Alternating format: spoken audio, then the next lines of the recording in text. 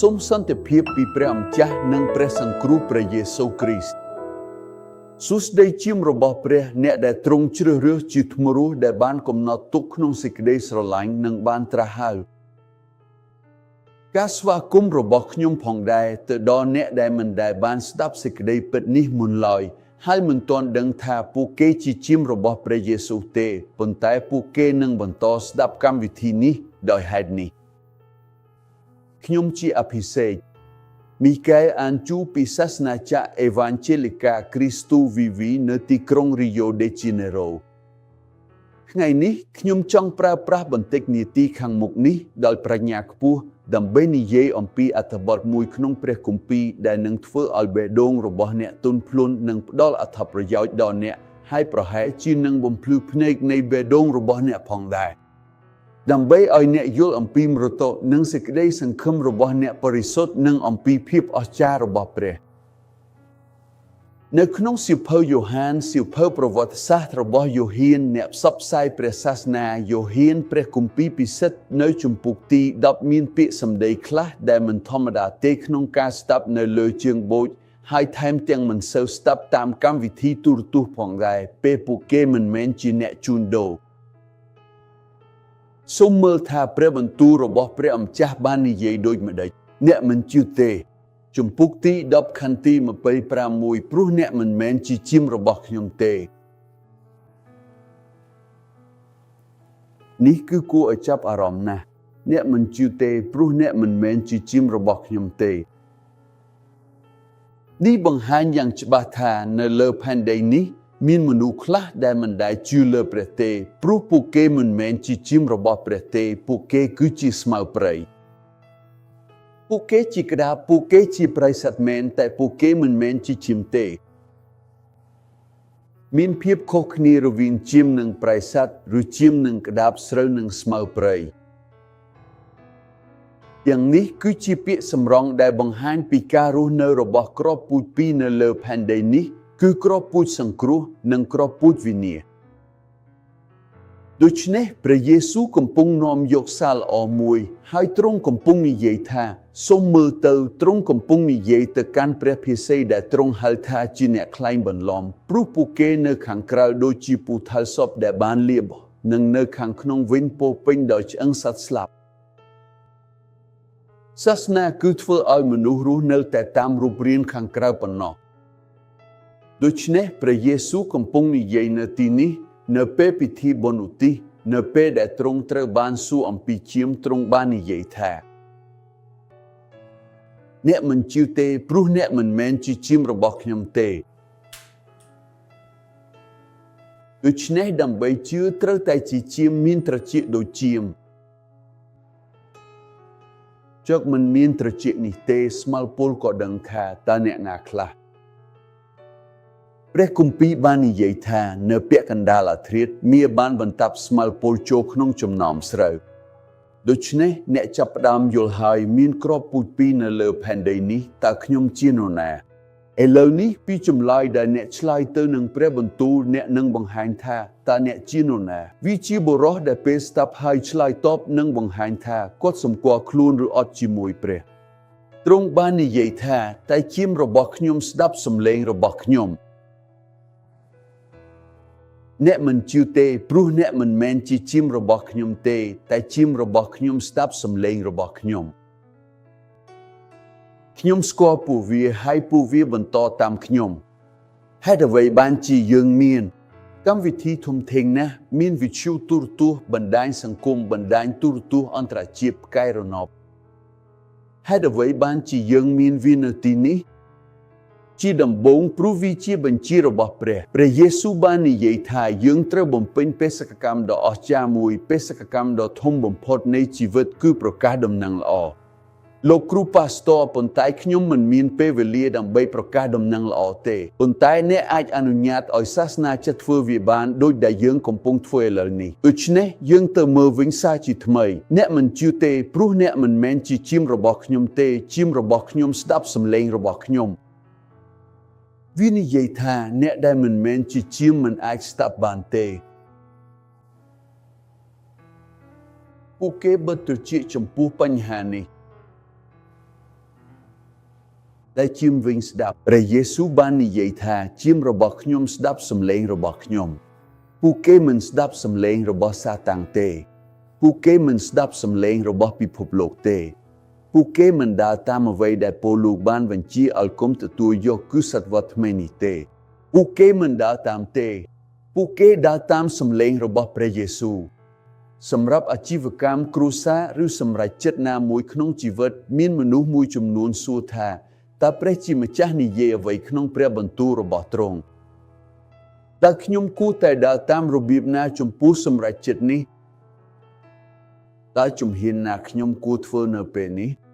ជាមខ្ញុំស្ដាប់សំឡេងខ្ញុំហើយដើរតាមខ្ញុំព្រះម្ចាស់មានបន្ទូលថាខ្ញុំស្គាល់ពួកគេច្បាស់ដូច្នេះទ្រង់ស្គាល់ពីណា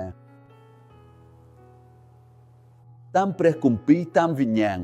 ខ្ញុំមិនដែលឃើញព្រះជាម្ចាស់ដោយភ្នែកខ្លួនឯងទេព្រោះគ្មាននរណាអាចចូលដល់ទ្រង់បានដែរទ្រង់មិនអាចចូលដល់បានទេទ្រង់ស្ថិតនៅលើកៅអីសេរីល្អប្រហែលពី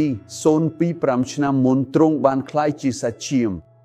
ហើយពេលមនុស្សមើលទៅលើទ្រង់មានស្បែកគ្របមួយពួកគេហៅថាកូនប្រុសអ្នកធ្វើឈើកូនប្រុសរបស់ម៉ារីអ្នកធ្វើឈើប៉ុន្តែមិនដឹងថាក្រោយស្បែកនោះគឺព្រះជាម្ចាស់ហេតុនេះពេលព្រះគម្ពីរនិយាយថាស្បែកគ្របត្រូវបានបំបែកច្រកថ្មីនិងមានជីវិតត្រូវបានបង្ហាញ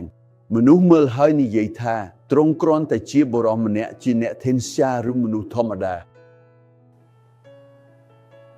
ពេលព្រះយេស៊ូវសួរពេត្រុសថាមនុស្សគេនិយាយថាខ្ញុំជានរណា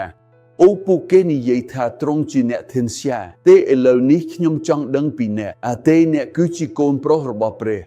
រះយេស៊ូវមានបន្ទូលថាពេត្រុសឲ្យមិនមែនសាច់ឈាមដែលបង្ហាញឲ្យអ្នកដឹងទេគឺព្រះបតាខ្ញុំនៅស្ថានសួគ៌វិញភស្តុតាងបញ្ជាក់ថាពេត្រុសត្រូវបានសង្គ្រោះគឺគ្មាននរណាអាចហៅព្រះយេស៊ូវជាព្រះអម្ចាស់បានទេបើគ្មានព្រះវិញ្ញាណបរិសុទ្ធពេត្រុសនិយាយថាទ្រង់ជាបុត្រព្រះគឺគាត់បានទទួលស្គាល់និងស្ដាប់បង្គាប់ព្រះអម្ចាស់ដែលយាងមកជាមនុស្សលោក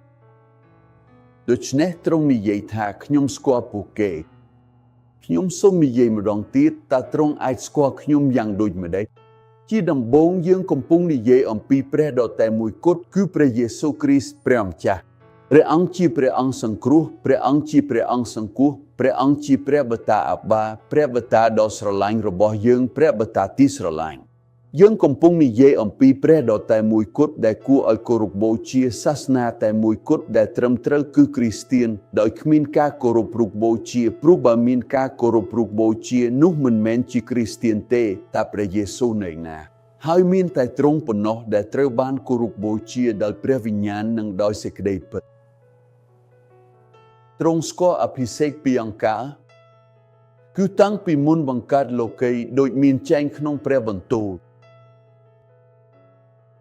មុនពេលផែនដីមានវិមាត្រខ្ញុំមានស្រាប់ហើយខ្ញុំមានបទចម្រៀងមួយដោយដែលសៀវភៅយោបបាននិយាយជាមួយនឹងផ្កាយព្រឹកមើលទៅផ្កាយមិនច្រៀងទេតើនរណាច្រៀងទេវតាបន្ទាប់មកព្រះជាម្ចាស់យើងអានក្នុងសៀវភៅកំណើតពេលព្រះជាម្ចាស់បាននិយាយថាយើងត្រូវបង្កើតមនុស្សតាមរូបភាពនិងស្រដៀងនឹងយើងព្រះអម្ចាស់ដ៏មានមហិទ្ធិឫទ្ធិមានបន្ទូលទៅកាន់អ្វីដែលទ្រង់បង្កើតថាយើងត្រូវបង្កើតមនុស្សតាមរូបអង្គយើងគម្ពីរកំណើតចែងថាព្រះអង្គបានបង្កើតកាយមនុស្សព្រះជាម្ចាស់បានបង្កើតមនុស្សហើយតើទ្រង់បានបង្កើតយ៉ាងដូចម្ដេចទ្រង់យកដីមួយចំណិតហើយផ្លុំលើវាផ្លុំជីវិតចូលទៅក្នុងវាជាខ្យល់នៃព្រះវិញ្ញាណបរិសុទ្ធហើយមនុស្សក៏បានបង្ហាញខ្លួនមនុស្សត្រូវបានបង្កើតដោយព្រះជាម្ចាស់ប៉ុន្តែវិញ្ញាណរបស់អ្នកដែលជាអត្តសញ្ញាណពិតប្រាកដឥឡូវនេះយើងមានរាងកាយប៉ុន្តែអត្តសញ្ញាណពិតប្រាកដរបស់យើងស្ថិតនៅក្នុងនេះហៅថាវិញ្ញាណដែលត្រូវបានគ្របដណ្ដប់ដោយសាច់ឈាមឆ្អឹងឈាមស្បែកនិងសរសៃ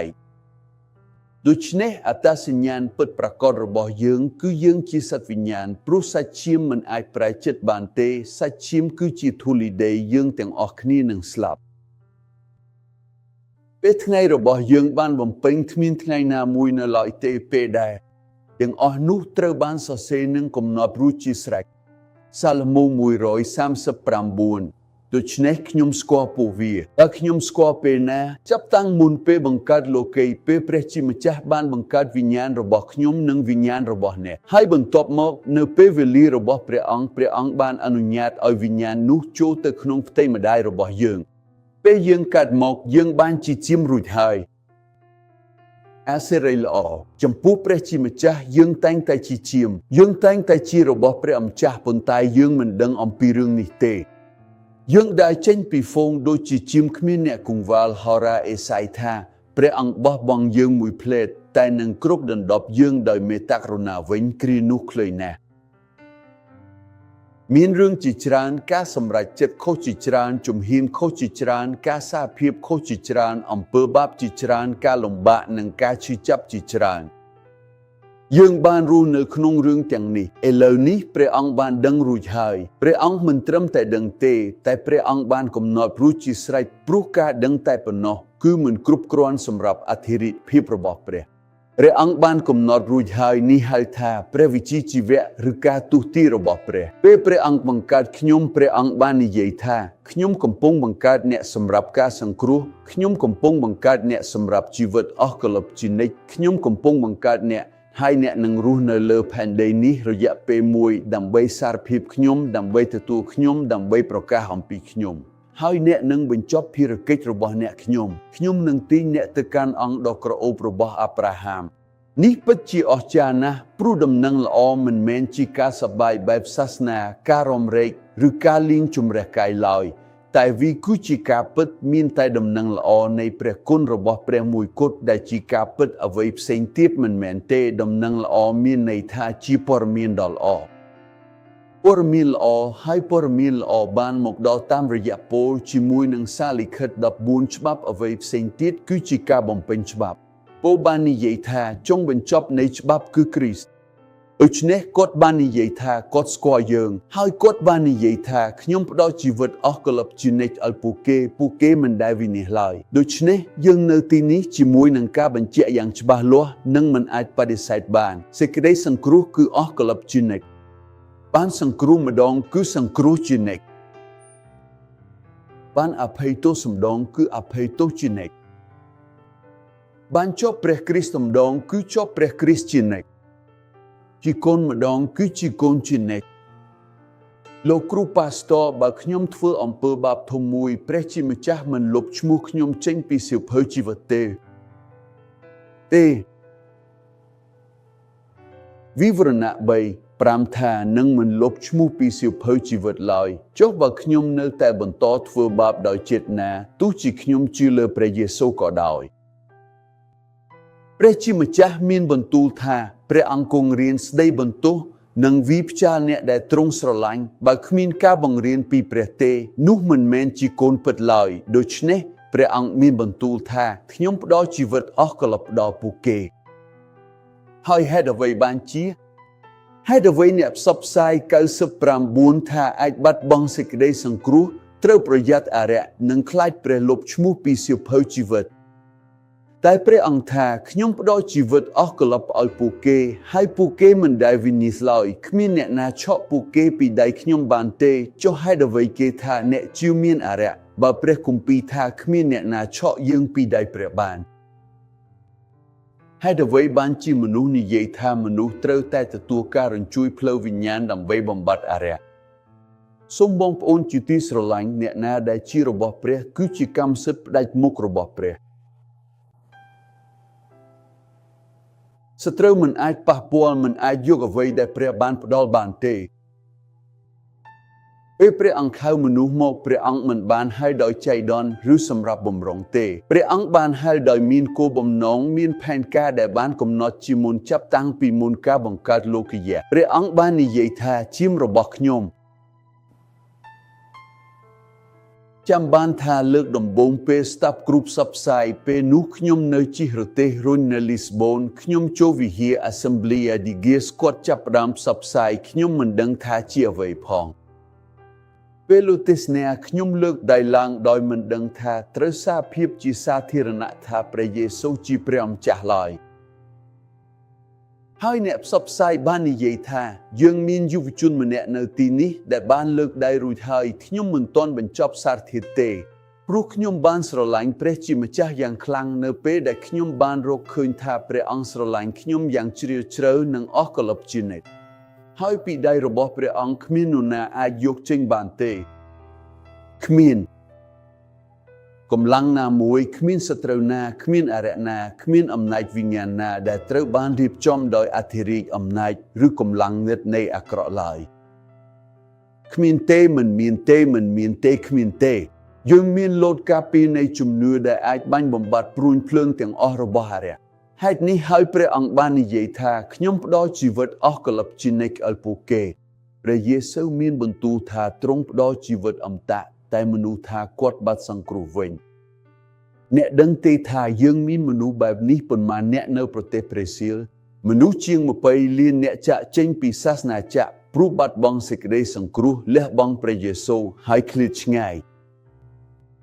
ពេលខ្ញុំនៅទីសាធារណៈមនុស្សច្រើនតែប្រាប់ខ្ញុំថាគេធ្លាប់ជ្រមុជទឹកច្រើនដងហើយតែនៅតែមិនទាន់កើតជាថ្មីតាមសេចក្តីពិតគ្មាននរណាអាចសង្គ្រោះបានឡើយបើមិនតាមរយៈសេចក្តីស្រឡាញ់របស់ព្រះជាម្ចាស់ដោយសារព្រះគុណអ្នកត្រូវបានសង្គ្រោះតាមរយៈជំនឿនេះមិនមកពីអ្នកទេវាជាអំណោយរបស់ព្រះទ្រង់មានបន្ទូលថាជាមខ្ញុំស្ដាប់សំឡេងខ្ញុំស្គាល់វាហើយវាតាមខ្ញុំឲ្យជីវិតអស់កលឹបផ្ដល់វាមិនដែលវិនាសហើយគ្មាននរណាឆក់វាពីដៃខ្ញុំបានឡើយអូមនុស្សឲ្យនេះហៅថាសុវត្ថិភាពនៃការសង្គ្រោះពេលខ្ញុំចាប់ផ្ដើមយល់ពេលព្រះបានដកសម្បកចេញពីភ្នែកខ្ញុំពេលព្រះបានដកព្រំផ្ទាំងសាសនាចេញអស់រយៈពេលជាច្រើនឆ្នាំ21ឆ្នាំប្រហែលជាខ្ញុំជាគ្រីស្ទបរិស័ទកាតូលិកខ្ញុំសូវធ្លាប់ធ្វើសញ្ញាប្រសិទ្ធខ្លួននិងអធិស្ឋានកន្សំដៃអ្នកដឹងទេធ្វើសារភាពបាបដោយមាត់ឬនៅមុខបូជាចាររបស់អ្នកដូច្នេះខ្ញុំសូវធ្លាប់ជាមួយពិធីការមួយដែលមិនធ្វើឲ្យមានការប្រែប្រួលអ្វីទេសាសនាចក្ររ៉ូម៉ាំងមិនដែលបំលែងនរណាម្នាក់បានឡើយការគោរពបូជាម៉ារីគឺជាការបោះជើងលើឈាមរបស់ព្រះគ្រីស្ទនិងជាការបំពានលើព្រះវិញ្ញាណនៃព្រះគុណការមានព្រះជាច្រើនគឺផ្ទុយពីសេចក្តីពិតព្រោះមានតែព្រះតែមួយប៉ុណ្ណោះឈាមរបស់ខ្ញុំស្ដាប់សំឡេងខ្ញុំវានឹងមិនវិនិច្ឆ័យឡើយហើយគ្មាននរណាអាចឆក់យកវាពីដៃខ្ញុំបានទេមនុស្សឯនេះហើយជាសុវត្ថិភាពអ្វីដែលព្រះបានធ្វើអ្វីដែលព្រះយេស៊ូវបានធ្វើលើឈើឆ្កាងកាល់វ៉ារីវាធំធេងនិងលើសលប់ជាងអ្វីដែលយើងអាចសុំឬគិតបានការងារដែលពេញលេញព្រះអង្គបាននិយាយថាបានបញ្ចប់រួចហើយ He tell us day បានបញ្ចប់រួចហើយព្រះអង្គមិនមែនជាព្រះបាទណូអែដែលមកម្ដងក្នុងមួយឆ្នាំហើយនិយាយថាអូជាមួយថង់អំណោយទេព្រះអង្គបានធ្វើការលះបង់ជាថ្លៃសូម្បីតែជីវិតព្រះអង្គបានស្ទើរឈើឆ្កាងព្រះអង្គបានស្លាប់លើឈើឆ្កាងនោះព្រះអង្គបានបង់ថ្លៃហើយបំណុលត្រូវបានបង់រួចយើងមិនចាំបាច់បង់អ្វីបន្ថែមទៀតទេគ្រាន់តែជាប៉ុណ្ណោះព្រោះយើងជាជាមហើយត្រូវតែដើរតាមសំឡេងរបស់ព្រះអង្គជំហានដំបូងគឺការសារភាពមួយឥឡូវនេះអ្នកស្ថិតនៅទីណានៅផ្ទះនៅលើគ្រែនៅលើសាឡុងមិនថាអ្នកនៅមន្ទីរពេទ្យឬទីណាក៏ដោយគ្រាន់តែនិយាយថាព្រះអម្ចាស់ឲ្យខ្ញុំជឿលើពាក្យរបស់ហោរ៉ាទ្រង់ខ្ញុំទទួលព្រះយេស៊ូវជាព្រះសង្គ្រោះហើយសារភាពថាទ្រង់ជាព្រះតែមួយគត់នោះខ្ញុំនឹងបានសង្គ្រោះព្រះគម្ពីរចែងថាគ្មាននរណាអាចឆក់យកអ្នកចេញពីព្រះហស្ថទ្រង់បានឡើយគ្មាននរណាអាចយកអ្នកចេញបានទេសួស្តីអ្នកទាំងអស់គ្នាសូមព្រះគុណសន្តិភាពនិងសេចក្តីស្រឡាញ់របស់ព្រះជាម្ចាស់តាមរយៈលោកមីកែលអានជូក្នុងព្រះនាមព្រះយេស៊ូវ